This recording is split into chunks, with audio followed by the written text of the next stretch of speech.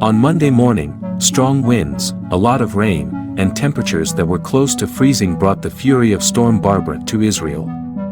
Snow is expected to fall in higher elevations in the coming days.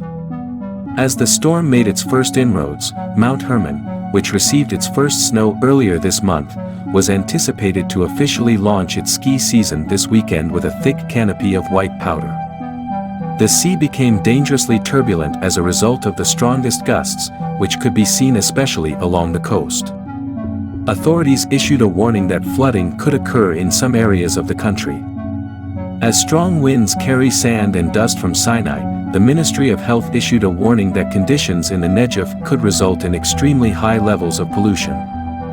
In central Israel, the strong winds have already claimed the lives of several people. A glass window fell from a residential building in Tel Aviv, injuring a female cyclist who was 23 years old. The cyclist sustained head injuries. Paramedics discovered a 13-year-old girl with minor injuries nearby a fallen tree in Or Yehuda. The hospital is now caring for both victims. Wednesday and Thursday are expected to see a decrease in the amount of rain and wind, but it will still be cold on both days. After dumping snow on Athens and other parts of Greece, Barbara traveled to Israel. High winds forced ships to alter their course of travel at sea.